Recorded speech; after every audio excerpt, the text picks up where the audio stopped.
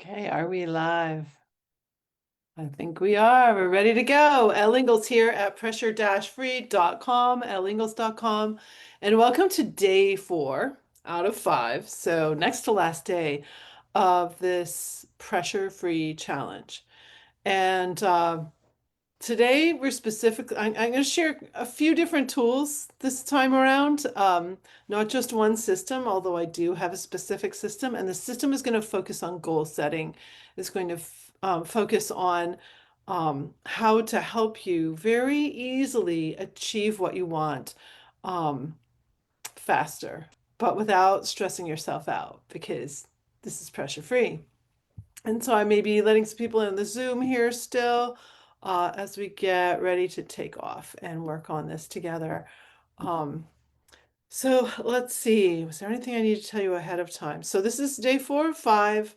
Um, and yeah, let's just dive in together. So first, we're going to go through the 3 steps of pressure free. Just as a reminder, 3 simple steps: targets, triggers, tools. Targets. What are you aiming for?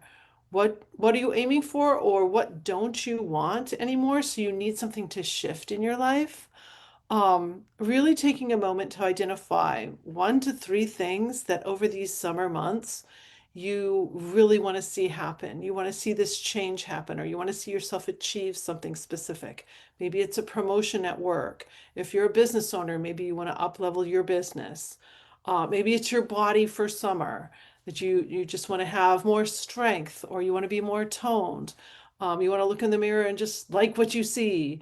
Um, there's any number of things that could be your target, and it could be emotional too. Sometimes my clients will say to me, Elle, I just need to feel happier, or I just need to feel more in control of my emotions. I just fly off the handle.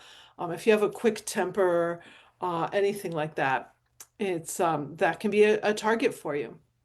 Targets are first. Triggers. Triggers are noticing anytime your body gets tense or your mind gets tense. So anytime you feel a certain emotion that could possibly cause you to trigger the fight or flight stress hormones. So that is a real deal that most people are really not aware of. Hold on, I've got some people coming in here. Let me just make sure I pin myself. I'm trying to pin myself. Did I do that right? Oh shoot, I pinned the wrong person. Let's try again. Okay, there we go. um, so anytime that you start to feel any tension or any emotion that could cause you to trigger what's called the stress response. And in day 1, on the first day of this series, I shared with you that you might want to fight, you might want to flee, you might freeze like a deer or a bunny, and you're just not sure what to do next, and maybe you're very unfocused because our brains actually change quite a bit in fight or flight. You might make up little lies, you might fib, you might flatter, and you might fidget. Okay, so on day 2, I talked about fidgeting a little bit. Any of those things are clues that you've triggered the stress response. And then we have behaviors that are clues too. So those behaviors might be you get really snippy at somebody, or you even bully them or get really bossy. Or maybe you finger point and blame, well, it's his fault I didn't get my degree finished this year, or whatever the thing is that you're trying to accomplish, and you're just looking for reasons why it hasn't happened. You might binge alcohol, wine, weed, medications. You might binge Netflix. You just can't stop the clicker going. Chocolate is another thing that some of my clients, I had a C-level client that kept a little store of high-level chocolate in her desk for her moments. I remember when I was an executive, I used to go down to the break room and get those little grandma cookies. Chocolate chip grandma cookies were like my thing when things just got a little out of control. So we'll just have very little willpower, and we will go into those behaviors. So what we're doing here with pressure free is learning what those triggers are, understanding our own personal triggers, the things that stress us out, also understanding how stress specifically affects us, but also the people around us, people you work with and the people you live with, so that you can make sure that you are really you might be the one triggering someone else. in your family or at work. I can't tell you how many times I'm working with a C-level client and they come to that realization. They're like, wow, I've been causing my team to go into fight or flight like almost every meeting.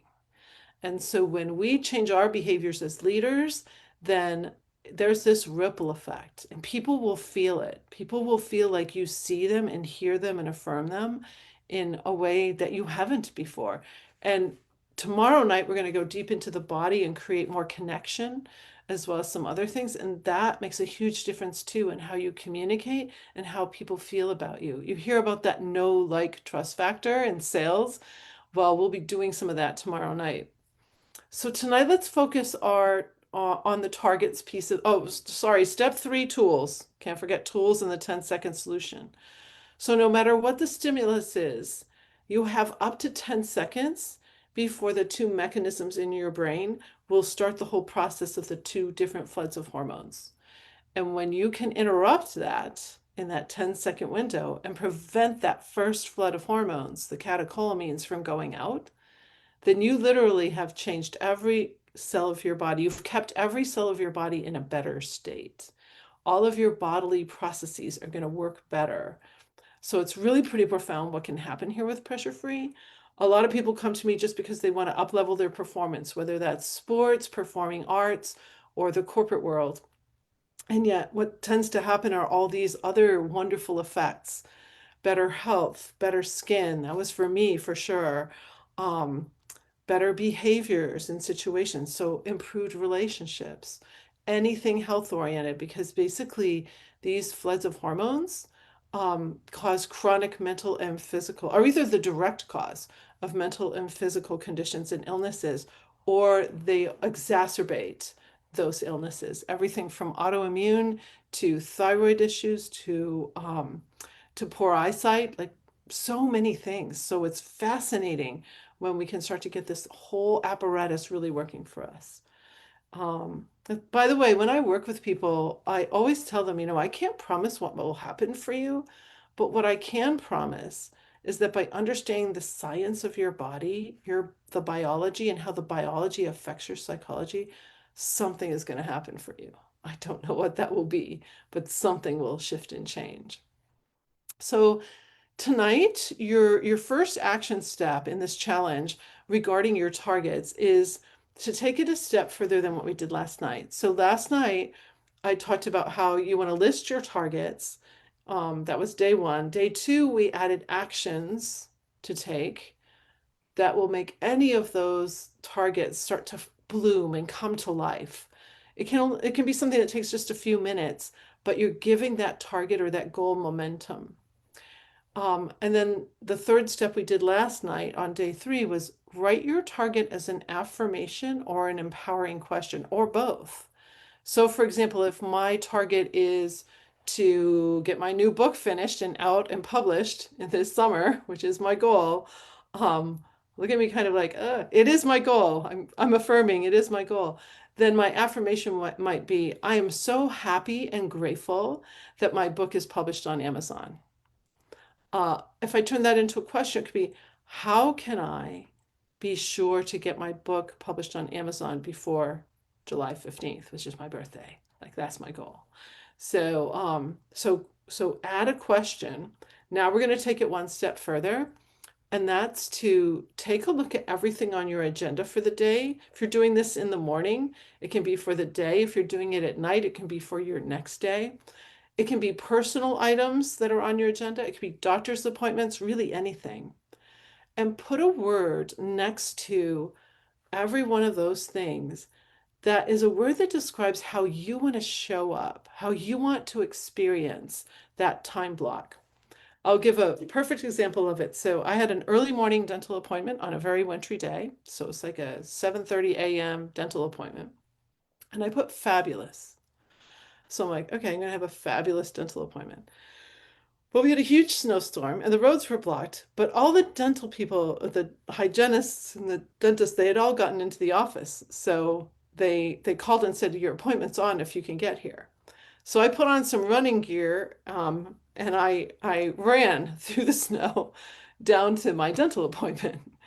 And when I was in the dental chair, the dentist came in and said, "You know this pressure-free thing you've been talking about to me for a couple of years now?" He goes, um, "My whole staff is here. Would you like to start coaching them today? And I'd like to pay for the whole program and have you coach the dental staff here." So I did. I said, "But can I go home and change? And maybe the roads will be clear by now and I can drive down because I'm like all sweaty from running down here."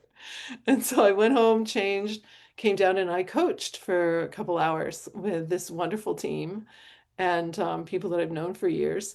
And they went through my whole course. So that dental appointment turned into a really fabulous time for me. This can be for you as well, like any sort of thing. It can be a dinner with someone or a trip. Maybe you're going on a drive with someone. So work things and personal things. If you're going into a meeting, it could be, okay, meeting with Tom, fabulous. Some of the words I use are amazing, fantastic, fabulous, exquisite. So any sort of adjective that describes how you wish this thing to be. I know it sounds kind of funny, but my clients who actually do this, they report back to me like, "I can't believe how today went. It was so different." And when you think about it, and you think about your life to this point, most of us have allowed other people to influence how we feel. So you might have been influenced by your parents, teachers, coaches, by your own children, um, by anyone that you emulated. You might have imitated them. Um, and so oftentimes the way we feel is not our own intention about how we want to feel.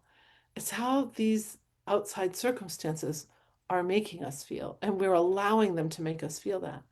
But when you write down these words next to your items on your agenda, it's like you are claiming, you're claiming the intention that during this block of time, I'm going to feel fabulous. Like I'm going to have a fabulous time.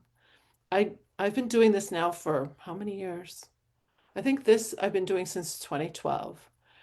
And it really is very, very profound to put words that work for you. I remember one of my young clients, he was a singer. Actually, he's now a professional singer and now he's in a rock band.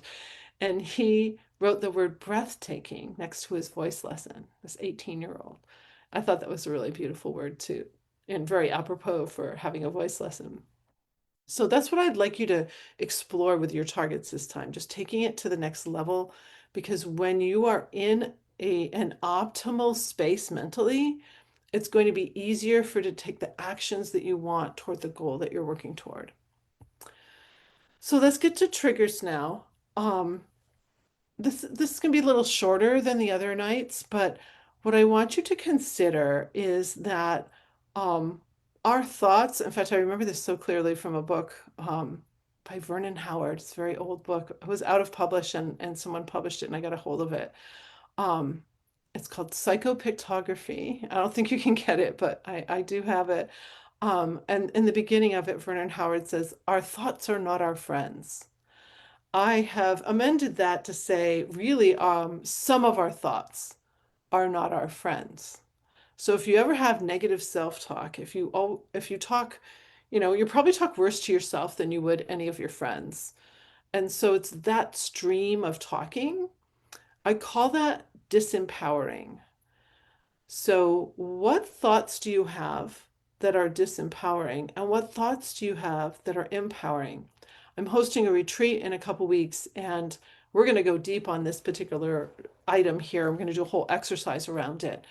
But for the sake of tonight, I just want you to start to consider when you think a thought, pause for a moment and say, is that thought helping me? Is that empowering me towards something? Or is it really taking me down? Is it disempowering me?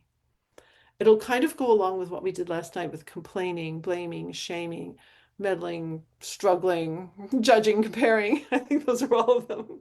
Uh, so take a look and this can be so profound for you to just pause and say, okay, that thought right there is rather disempowering. How can I flip it? How can I change it into something that does empower me in this moment? So we're starting to get very present, and the tools that I'm going to share tonight are going to help with more presence for you. But it's really being discerning. I use that word a lot in my coaching now, the word discerning. When we can take up the smallest of pauses and be really discerning about what comes out of our mouth and what we think, that's when transformation can really occur. That's when we can really step in to our optimal selves. So that is the one thing I want you to do now with your thoughts, because if you have a disempowering thought, it probably puts you on that edge of the cliff again that's so easy to trigger fight or flight. So if we can notice those thoughts and kind of start to weed them out, maybe flip the switch on them, like that was our tool from last night, like change it up. Every time you do it, I just want you to give yourself a huge pat on the back, pat on your heart. Like it's powerful when you start to really change things like that because you've probably had some of those thoughts circulating in your brain for years, or if you're as old as I am, decades. Okay. So be gentle with yourself, play with it a little bit, but what's up? What is this thought? Just ask yourself, is this thought disempowering or empowering? And we want to move and shift towards more empowering thoughts. Okay, let's get down to the last thing here. I have a little PDF that I create for everybody. So if you've come into my Zoom room, you're going to get these PDFs so they can help you, these worksheets. And I want to thank some people that are on right now with on Zoom suggested that I share a couple of tools, and I want to start with those tonight. The first is double yellow line, and double yellow line. If you're driving down the road and you see a double yellow line, like what does that mean? Means you got to stay in your lane, or you're supposed to stay in your lane. You're not supposed to pass. And so if you can take a look at your day and look at all those time blocks that I was just talking about. And when you're in a particular time block, but you find yourself starting to worry about something in the future or some concerns about something that's happened in the past, I want you to see a set of double yellow lines come down.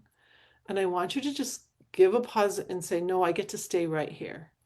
I'm having lunch with my best friend. I get to stay right here. So the thought that's starting to take me into the future with some worry, I'm not there yet. I'm right here with this friend.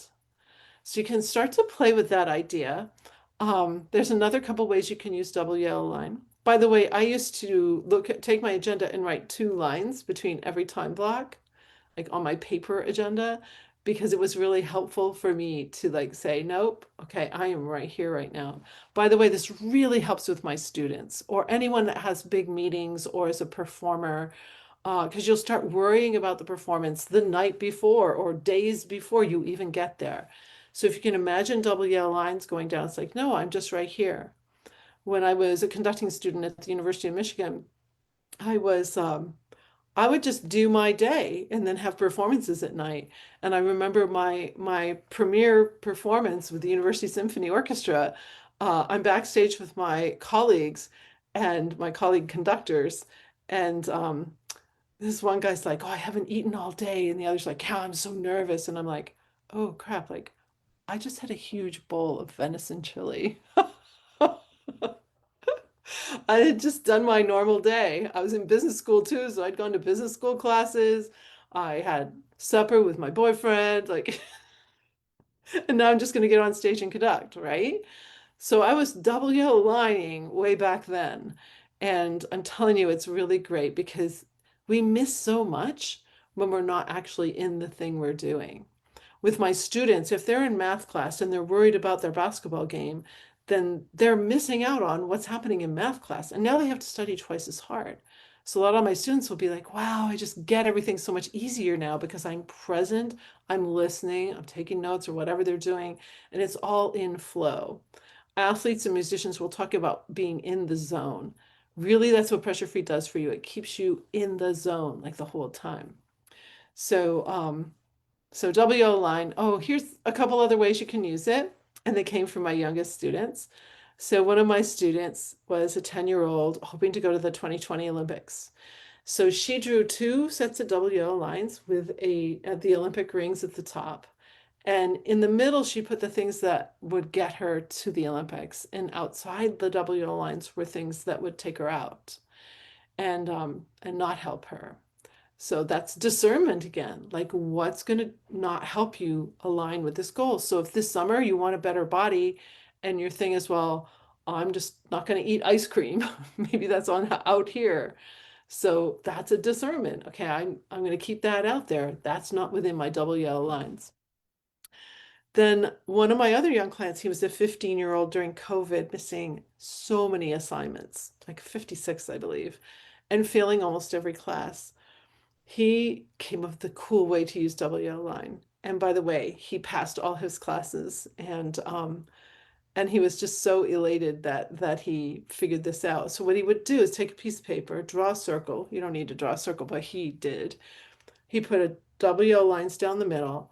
On one side, he put his homework assignments and chores for the day. On the other side, he put his fun things like go to the center, play basketball, play this video game, whatever was fun for him. So I go, oh, cool. How much time are you spending percentage wise on the two halves? And he goes, oh, it's what did he say? 60-40.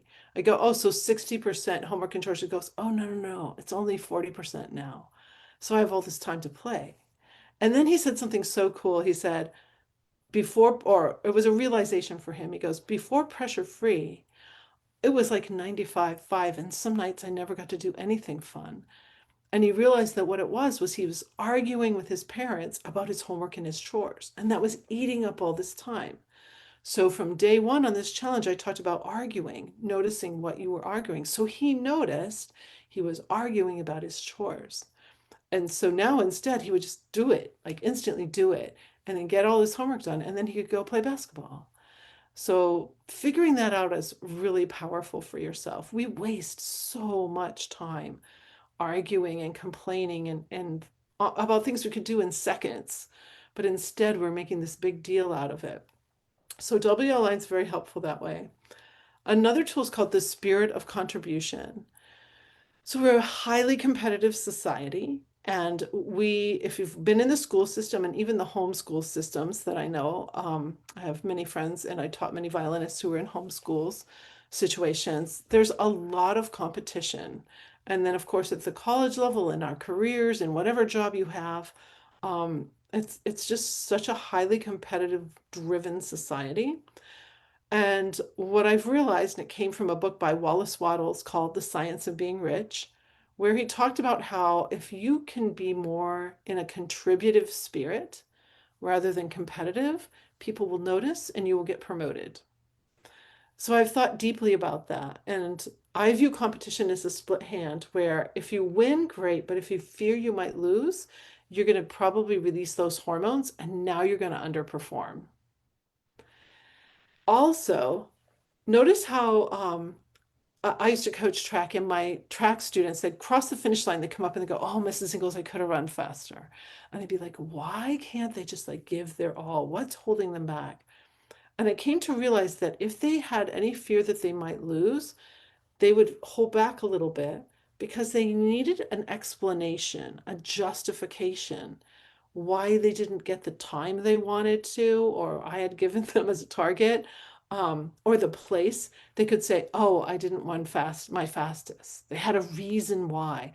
When we're in fight or flight, we're looking for all kinds of crazy reasons, which is why we'll blame other people and blame our shoes. I've had kids blame all kinds of things. I brought the wrong racket, or I brought the wrong hockey stick to my tryout, or like all kinds of excuses because we were just trying to find answers. So it's really, really cool when I help someone walk into the spirit of contribution with everything, which is an open hand, with no fear of loss. You're just giving your unique gifts and talents to this sport, to this concert, to this job, to this meeting, to sweeping your kitchen floor, like whatever it is. And the operative question is, how can I contribute? So with athletes, I remember one of my athletes, I taught him that when he's on the starting line, he's a runner, when he shakes hands with his highest competitors, all right at the front of the starting line, his competitors, to shake their hands and look in their eyes and really wish them a great race. Really contribute your spirit, like I have a great race. Because if you're really in a spirit of contribution, when you can want someone else to do a really great job, you will rise. But if you have tension because you're trying to beat this other person, that's a different deal. So you start to step into becoming your best self rather than beating everybody else. And that is when that spirit of contribution is where your heart is open and people see it. And if you're looking for a promotion, like you could force and force and force and never get it. But if you're just open and you're doing your job to the best of your ability and your spirit is one of contributing, you'll be noticed. I've had amazing stories come from clients who've stepped into that kind of way of being. So you can play with spirit of contribution. Last tool tonight. Well, I think I actually gave it to you, but I'm going to give it again. I call it Write Your Future Every Day. So I had a coach, Robert G. Allen, great person. He's a best-selling author many times over. He asked me he suggested that I write my goals, dreams, and vision. Well, goals. He said goals every day. And I gave a little bit of pushback, and it was like, I'm not quite sure about that. And he looked at me like, oh, you don't have 5 or 6 minutes a day to write your life, like to start designing your life. And I was like, oh, I guess I do, right? So I started writing my gifts, dreams, and visions, or my goals, dreams, and visions every day. And it was probably about 5 out of 7 days. And I've been doing it for years now, started back in 2012. And there's something so empowering. And by the way, I do them top of mind so they would shift and change. And I wasn't like glued in. Sometimes I wrote the same goal over and over again. For 5.5 years, I wrote this one: stay up, pressure free in my genius zone all day. I actually wrote that goal over and over and over. And it was life changing. I had to get it into my being to stay pressure free all day. If I can do that, I'm going to sleep really well. I'm going to wake up with energy, get everything moving, get everything going. So here's my little three-step practice for writing your future. I mentioned at the top of this, but I want to mention again. The first step is to write your goals, dreams, visions, top of mind. Maybe it's go to Haiti.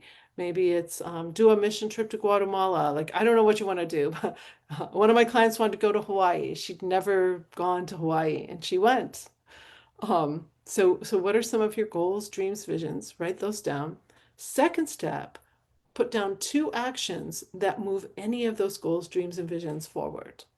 So it could be, oh, look up where I'm going to stay when I take my trip. I want to make a trip to Nova Scotia where I have some ancestral roots and I've never been. So I'm doing some research to find where exactly do I want to stay? How do I want this experience to be? Sometimes it's taking me more than 10 minutes, but it's fun. So that could be one of your action steps. The third step is to qualify everything on your agenda. And I do this day by day. And you start to get into a rhythm with it and you start to see results. And the results might not come right away, depending on what those targets are, what your dreams and goals and visions are. Um, but as you start to do that and you start to move into that, it's really quite amazing. I've been keeping goal journals since I was 18. And some of the things, like I predicted 2 of my babies, like almost to the month when they would be born, years before. Um, I didn't even realize this. For people who've known me a long time, my formal name is Pamela, and I went by Pamela Starrett, which is my maiden name for years and years and years. And then changed and added my husband's name. And then in 2012, I went through a rather incredible experience, and I changed my name to Elle. And when I was, that was 2012, when I was moving from our big old house in Battle Creek, Michigan, and moving to a condo, like had to downsize, I was going through my goal journals, which I have kept for years. And I just was like flipping through pages, and I came across this page that I wrote, I think it was back in the 90s. I said, I would love to go by the name Elle. It's in there. I just couldn't even believe it, and I didn't even remember it, but it actually was in there. So it's kind of fun to keep goal journals. I also write letters to myself in the future. And I predicted when our eldest son was getting married. Like, it's really wild. I can't believe that I write these things and then they actually come into prophecies. So it's like I'm writing my future. But that's a really fun exercise. Maybe we'll talk about that. Well, no, let's just talk about it here. So you just grab a sheet of paper and you write a letter to yourself, for the future. And then I just tuck mine in strange places so that I come across them whenever they're supposed to surface. And it's really pretty interesting to say, okay, so I was writing this letter as if it was, September 2025. And this is what I thought my life would be and what would be going on. Like, what's matching up, what isn't matching up. It's kind of a fun thing to do. So that's what I have for you tonight. And again, if you ever want to learn more about pressure free, my online courses are working privately with me, or you have a group and you would love for me to do some training with a group. Um, I work with groups of all sizes in any sort of auditorium or small room. It doesn't matter what the size is. I speak to conferences as well. So if you're a part of an organization and you're looking for a speaker, I'd love to do that too. So you can explore my website. It's pressure-free.com. That will get you there, or ellingalls.com. And I'm going to close out and go into our Zoom room. So I will see you tomorrow night. We're going to do our last night of the challenge. And if you're watching this on a replay, I'm so glad you've picked this up and taken a look, or if you're on my YouTube channel. So this is all going to reside too on my website once I get it all complete. And you'll see a place that you can sign in and get into it. So I wish you a great pressure-free night. And let's move this up.